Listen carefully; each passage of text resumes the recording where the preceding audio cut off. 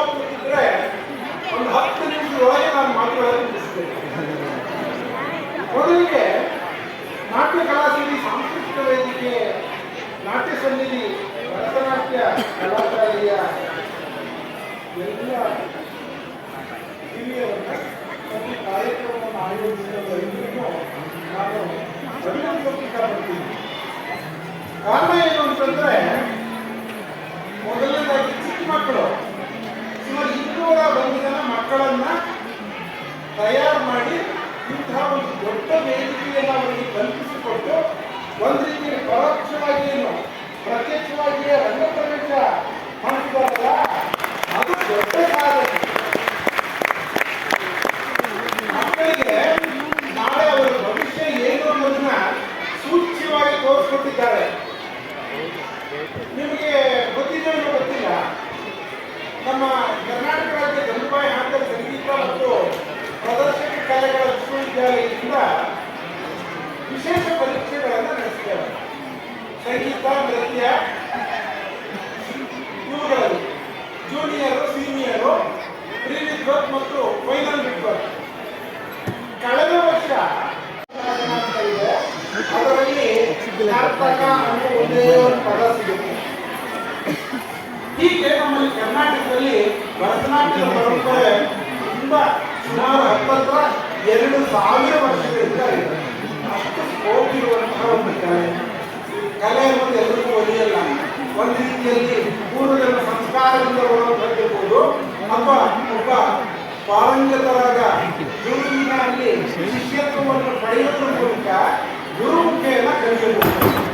ನಿಮ್ಮ ಪರಿಶ್ರಮದಿಂದ ಇದನ್ನ ಕಲಿಯಬಹುದೇ ಹೊರತು ಕೇವಲ ದಿನ ಬೆಳಗಾವಿಗಳಿಗೆ ಯಾರೂ ಕಲಾವಿದರಾಗಿ ಸಾಧ್ಯ ಇಲ್ಲ ಅಥವಾ ನೃತ್ಯ ಪ್ರದರ್ಶನವನ್ನು ಕೊಡಕ್ಕೆ ಸಾಧ್ಯ ಇಲ್ಲ.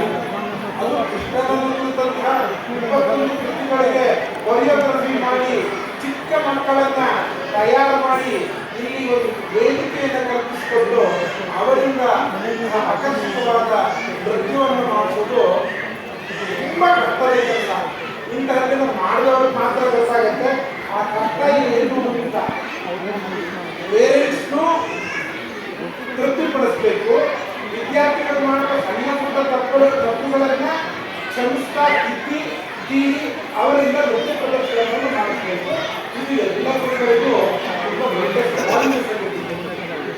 ನಮ್ಮ ಯೂನಿವರ್ಸಿಟಿಯಿಂದ ಕಳೆದ ವರ್ಷ ಗೌರವ ಡಾಕ್ಟರೇಟನ್ನ ಅಂತಾರಾಷ್ಟ್ರೀಯ ನರ್ತಕರಾದಂತಹ ಸತ್ಯನಾರಾಯಣ ಅವರು ಕೊಡ್ತಿದ್ರು.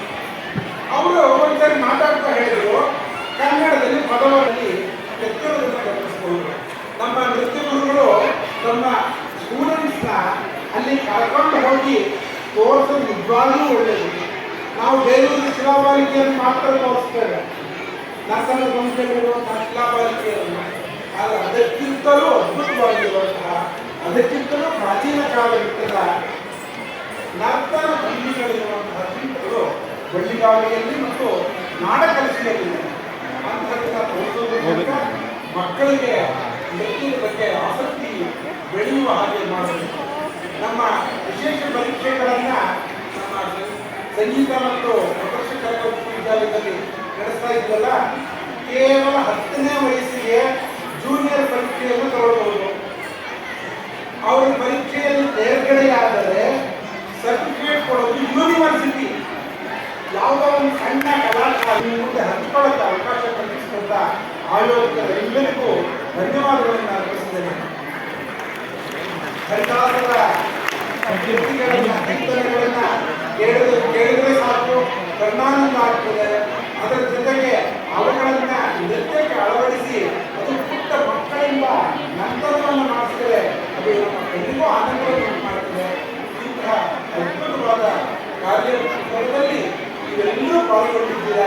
ನಿಮ್ಮ ಮಕ್ಕಳನ್ನ, ನಿಮ್ಮ ಶಿಷ್ಯರನ್ನ ಕರ್ಕೊಂಡು ಬಂದು ಇಲ್ಲಿ ಪಾಲ್ಗೊಂಡಿದ್ದೀರಾ. ನಿಮ್ಮೆಲ್ಲರಿಗೂ ಸಹ ಅಭಿನಂದನೆಗಳನ್ನು ಹೇಳಿ ನನ್ನ ಮಾತುಗಳನ್ನು